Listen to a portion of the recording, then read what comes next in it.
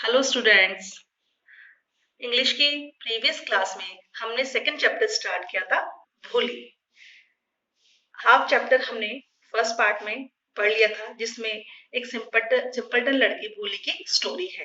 भोली जब स्कूल जाने लगी है, अब ये स्टोरी हम आगे कंटिन्यू करते हैं। Start. Sweat broke out over the whole body. उसके पूरे शरीर से पसीना बहने लगा। Would her stammering tongue again disgrace her. क्या उसकी हकलाती हुई जबान उसे वापस लज्जित करेगी? For the sake of this kind women. लेकिन इस दयालु महिला के लिए, कौन सी दयालु महिला के लिए? हेड मिस्ट्रेस के लिए, टीचर के लिए। हाउएवर शी डिसाइडेड, उसने फिर निश्चय किया, टू मेक एन एफर्ट, एक प्रयास करने का, एक प्रयास और करने का उसने निश्चय किया। She had such A soothing voice, यह एक शांतिदायक आवाज थी। She would not laugh at her, वह उस पर हंस नहीं रही थी। शी यानी टीचर, अध्यापिका। हर यहाँ किसके लिए है? भोली के लिए। तो अध्यापिका भोली पर हंस नहीं रही थी, बल्कि शांतिदायक आवाज में उसको पूछ रही थी। भ भ भो भो। She began to stammer. भ भ ऐसे करते करते भोली ने हकलाना शुरू किया, वापस वो हकलाने लगी। वेल डन, बहुत अच्छा, बहुत अच्छा। द टीचर इनकरेज हर, शिक्षिका ने उसका उत्साह बढ़ाया। Come on now the full name. अच्छा अच्छा, अब मुझे पूरा नाम बताओ। भ भ भो भोली, ऐसे कहते कहते हकलाते हकलाते उसने पूरा नाम बोल दिया, भोली। एट लास्ट, और अंत में, she was able to say it at felt relieved as if it was a great achievement. और अंत में ये कहने में वो समर्थ हो गई। क्या कहने में समर्थ हो गई? अपना नाम बताने में। भोली, ऐसे कि जैसे कि एक महान उपलब्धि हो, ग्रेट अचीवमेंट, जैसे कि उसने अपना नाम बताकर एक महान उपलब्धि हासिल कर ली हो। वेल डन, बहुत अच्छा। The teacher patted her affectionately and said, teacher ने उसे स्नेह से थपथपाया और कहा, put the fear out of your heart, डर को अपने हृदय से निकाल दो। And you will be able to speak like everyone else, और तुम भी हर किसी की तरह बोलने में समर्थ हो जाओगी। Bholi looked up as if to ask, really? Bholi ने ऊपर देखा, जैसे पूछ रही हो, वास्तव में? यस यस, हाँ हाँ, it will be very easy, यह बहुत आसान होगा। You just come to school every day, केवल तुम रोजाना स्कूल आया करो। विल यू कम, क्या तुम आओगी? भोली नोडेड, भोली ने स्वीकृति में सिर हिलाया। नोडेड, सिर हिलाना। नो, से इट अलाउड, नहीं, सर मत हिलाओ, से जोर से बोलो। यस, हकलाते हुए भोली ने कहा, हाँ। And Bholi herself was astonished that she had been able to say it, और भोली खुद ये देखकर आश्चर्यचकित थी कि वो उसे कहने में समर्थ हो सकी। कौन सा? कि हाँ, उसने कहा, डिडंट आई टेल यू, मैंने तुम्हें कहा था। नाउ टेक दिस बुक, अब ये किताब ले लो। The book was full of nice pictures, किताब पूरी सुंदर चित्रों से भरी हुई थी। And the pictures were in colour, और तस्वीरें कैसी थी? रंगीन थी। Dog, cat, goat, horse, parrot, tiger and a cow, just like Lakshmi. और उस जो बुक थी उसमें क्या क्या पिक्चर्स थे?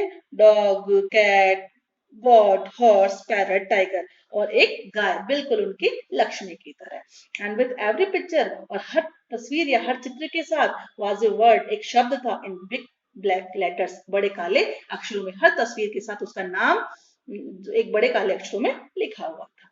इन 1 मंथ, एक महीने में, you will be able to read this book, तुम इस किताब को पढ़ने लायक हो जाओगी, इसको पढ़ लोगी, इसमें समर्थ हो जाओगी। Then I will give you a bigger book, फिर मैं तुम्हें इससे बड़ी किताब दूंगी। देन स्टिल बिगर वन, और फिर उससे भी बड़ी पुस्तक।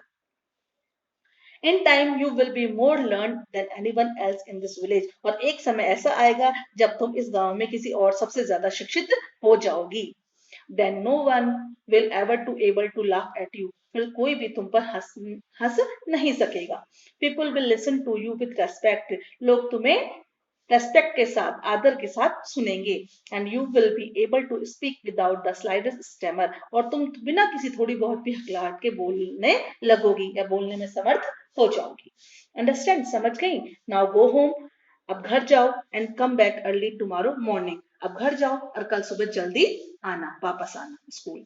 भोली फेल्ट, भोली ने महसूस किया, as if suddenly all the bells in the village temple, कि अचानक गांव के मंदिर की सभी घंटियां वर रिंगिंग, बजने लग गई थी। And the trees in front of the school house, और स्कूल भवन के सामने जो पेड़ था, had blossom in big red flowers, उसमें बड़े बड़े लाल फूल विकसित हो गए थे। अचानक भोली ने क्या महसूस किया कि गांव के मंदिर की घंटियां बजनी शुरू हो गई थी और विद्यालय का जो भवन था उसके सामने जो पेड़ था उस पर लाल लाल बड़े बड़े फूल विकसित हो गए थे, खिल गए थे। हर heart was throbbing with a new hope and a new life. उसका हृदय एक नई आशा और उम्मीद से धड़क रहा था।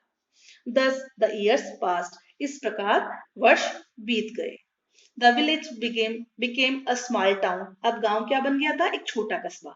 The little primary school became a high school. और वो छोटी जो पाठशाला थी वो एक हाई स्कूल बन गई थी, उच्च विद्यालय बन गया था। There were now a cinema under a tin shed. अब वहां पर एक सिनेमा घर भी था टिन शेड के नीचे, एंड एक कॉटन गिनिंग मिल और एक रुई धुनने की मशीन भी लग गई थी उस गांव में। The mail train began to stop at their railway station. और वहां पर रेलवे स्टेशन पर डाकगाड़ी ने रुकना भी प्रारंभ कर दिया था। वन नाइट, एक रात, आफ्टर डिनर, भोजन के पश्चात, Ramlal said to his wife, Ramlal ने अपनी पत्नी से कहा, then shall I accept Vishambhar's proposal, तो क्या मैं विशंबर का प्रस्ताव स्वीकार कर लूं? यस सर्टनली, हाँ बिल्कुल, हिज वाइफ सेड, उसकी पत्नी ने कहा। Bholi will be lucky to get such well to do bridegroom, Bholi बहुत भाग्यशाली होगी ऐसा दूल्हा पाकर। Next page.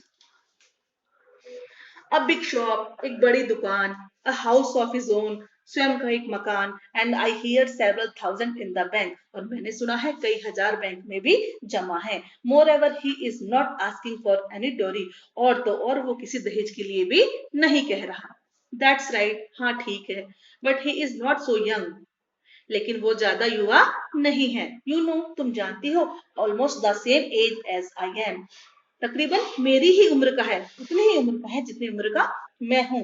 And he also limbs, और वो लंगड़ाता भी है, लंगड़ा भी है। मोर एवर, फिर भी the children from his first wives are quite grown up, और उसकी पहली पत्नी से जो बच्चे हैं वो भी अब बड़े हो गए हैं।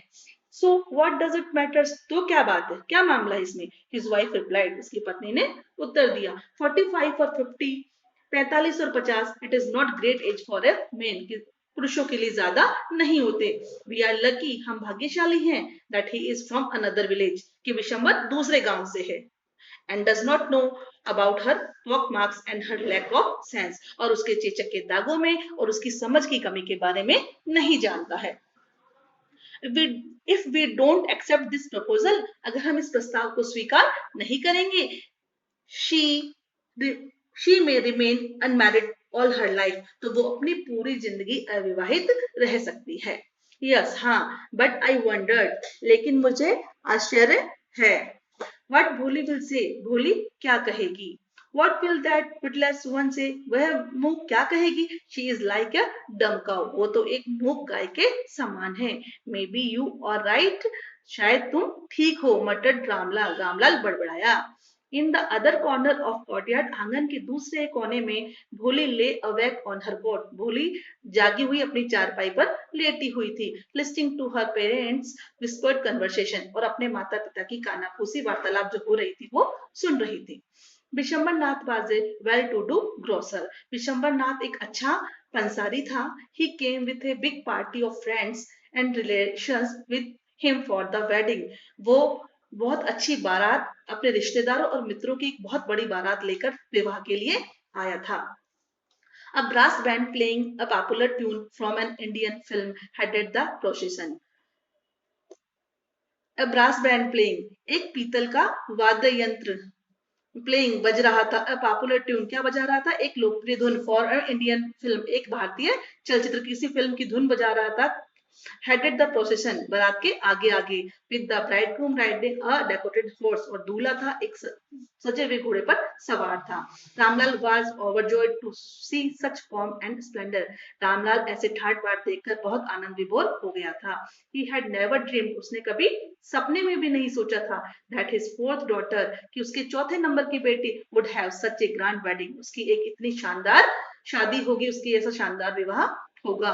भोलीज एल्डर सिस्टर, भोली की बड़ी बहनें, who had come from the occasion, जो इस अवसर पर आई हुई थी, वर एनवियस फॉर हर लक, उसके भाग्य से ईर्ष्या कर रही थी। व्हेन द ऑक्यूपेशियस मोमेंट केम, जब यह महत्वपूर्ण अवसर आया, द प्रीस्ट सेड, पुजारी ने कहा, ब्रिंग द ब्राइड, दुल्हन को ले आओ। भोली clad in a red silken bridal dress. भोली एक लाल रेशमी दुल्हन के कपड़े में लिपटी हुई was led to the bride place near the campfire. लाकर बिठा दी गई दूल्हे के पास पवित्र अग्नि के पास. Garland the bride, दूल्हे को माला पहनाओ. One of his friends promoted Vishambar नाथ. विशंबर नाथ के एक मित्र ने उसे कहा. The bridegroom lifted the garland of yellow marigolds. दूल्हे ने गेंदा के पीले फूलों की माला उठाई. A woman slipped back the silken veil from the bride's face. एक महिला ने दुल्हन के चेहरे से रेशमी वेल घूंघट स्लिप्ड सरका दिया. बैक पीछे सरका दिया. Bishambar took a quick glance. Bishambar की ने एक तेजी से नजर डाली. The garland remained paused in hands. और माला उसके हाथों में ही अटक गई. The bride slowly pulled down the veil over his face. और दुल्हन ने वापस अपना घूंघट अपने चेहरे पर खींच लिया. Have you seen her? said Bishambar to the friend next to him. क्या तुमने उसे देखा? बिशंबर ने अपने पास वाले मित्र से कहा. She has pock marks on her face. उसके चेहरे पर चेचक के दाग हैं. So what? तो क्या? You are not young either. तुम भी तो इतने युवा नहीं हो. Maybe हो सकता है. But if I am to marry her, लेकिन अगर मैं उससे विवाह करूंगा, her father must give me 5,000 rupees, तो उसके पिता को मुझे 5,000 रुपए देने होंगे. Ramlal went and placed his turban his honour at Bishamber street. Ramlal गया और उसने अपनी पगड़ी, अपना सम्मान बिशंबर के पैरों में रख दिया. Do not humiliate us me too so, मुझे इतना लज्जित मत कीजिए. टेक 2,000 रुपीज, 2,000 रुपए ले लो. नो नहीं, 5,000. कितने चाहिए थे उसे? 5,000. और वी गो बैक, या तो फिर हम चले जाएंगे, या तो 5,000 वी गो बैक, हम चले जाएंगे. कीप योर डॉटर, अपनी बेटी अपने पास रखो. Be a little considerate please, थोड़ा बहुत तो सहानुभूति रखो. इफ यू कम करो, इफ यू गो बैक, अगर आप चले जाएंगे. I can never show my face in the village, मैं अपना चेहरा गांव में कभी नहीं दिखा पाऊंगा. Rest of the part of this lesson हम नेक्स्ट क्लास में पढ़ेंगे. Okay, thank you.